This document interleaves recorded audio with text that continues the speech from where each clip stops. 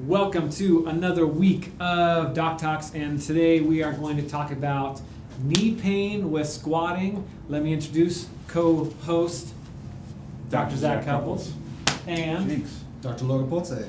Dr. Logan. So we are going to talk about knee pain with squatting. We're going to break it down to a couple of different regions of the body. So first being the pelvis. What happens at the pelvis when we need to squat? So, a common reason why pelvis is right here. Common reason why people may get some discomfort with squatting, or you think squatting is bad for your knees, is because the way you're moving your pelvis might be putting a little too much pressure there.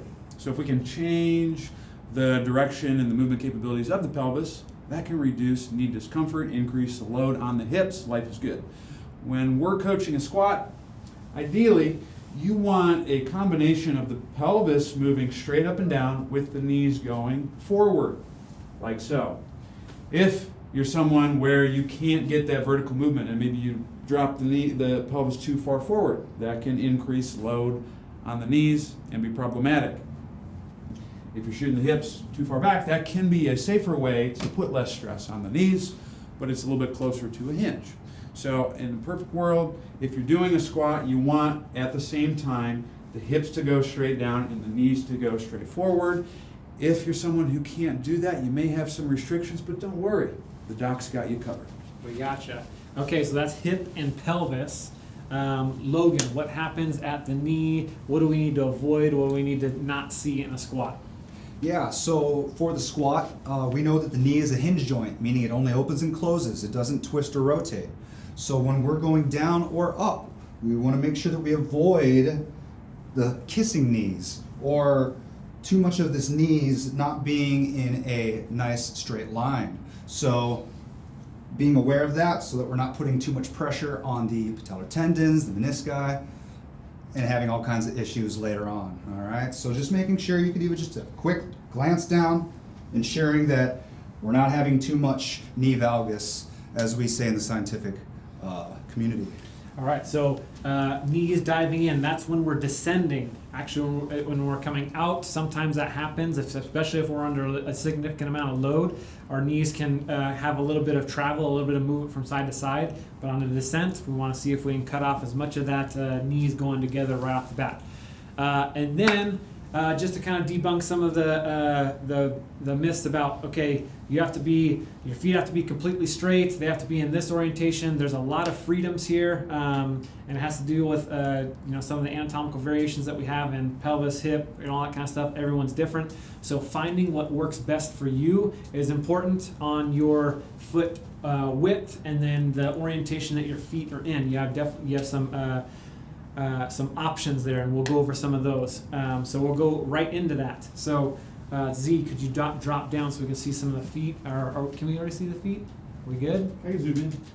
All right. So with the feet, sometimes we'll have people tell us we need to be on train tracks the entire time that we're squatting. We need to be this depth and not this depth. What I typically tell people is we need to find what is best for you first. So if the squat feels a little bit more comfortable with a wider stance or a narrower stance, great. Like we actually have more success with that, or there's less knee pain.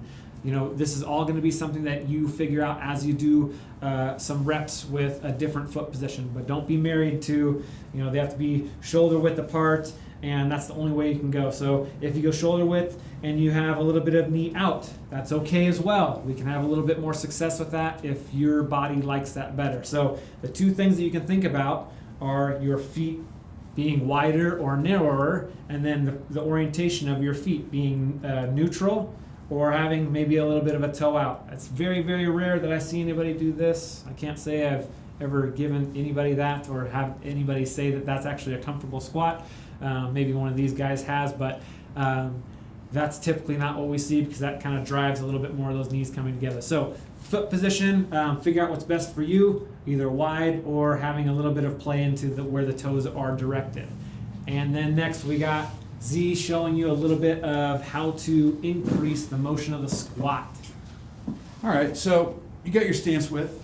You're feeling good, you're feeling comfortable with it. But what if your depth isn't where it needs to be? What if you can't get low to the ground? And in fact, the lower you can get, especially if you can break parallel, according to the research, that actually reduces the amount of stress in the knees. And the reason why is because your big old calf muscles press up against your thigh, and that opens up the knee joint. A way to do that, or work on your depth, is by focusing on that vertical pelvic position. You can use a simple wall to create that action. So what you want to do with this is get something, a book, or if you got a wooden block, you can use that. You're going to put your heels on that. If you can elevate your heels on a squat, that actually helps with the up and down movement of the pelvis. Once you have that, you can then trust fall up against the wall. Now you cannot see me in terms of what I'm doing on this position, so we're going to imagine that the wall is here. Yep. I trust fall back. Kids, don't try this at home. I trust fall back, wall's here. What I'm going to do is I'm going to tuck my hips. Think about your back pockets getting pulled towards your heels, or your belt buckle getting pulled up towards your nose. You're going to hold that position, slide down on the wall, pushing your knees forward. You only want to go about a quarter of the way down. If you get it right, you're going to feel your quads going bananas. You're going to feel a little bit of glute. You're going to put your arms out in front of you, take 5 breaths, call Zach in the morning. In through the nose, exhale. Back stays up against the wall, reach forward. Lower back, that is. As that gets easier, more comfortable, you can then go to a freestanding squat, practice the same mechanics as you go down. And that's a nice, easy way to increase hip range of motion that is needed to get good depth into a squat. Cool. Okay, so that is increasing depth of the squat via a little bit of help from a block and the wall. Pretty easy stuff, not anything that you can't find around the house. And then lastly, we need to combat those knees trying to come together. What do we got? Logan. Well, you can use a simple tool such as an elastic band as an external cue, feedback, in order for you to make sure that we have good alignment at the knees.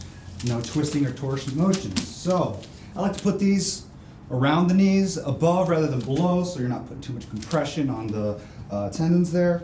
Then from there, making sure that there's a little bit of tension here. Play a song on the band. From there, good depth, coming up. Good tracking. Again, this is good external feedback. Really be able to activate the glutes. Make sure that we have good alignment, good tracking at the knee joints, and obviously less pain.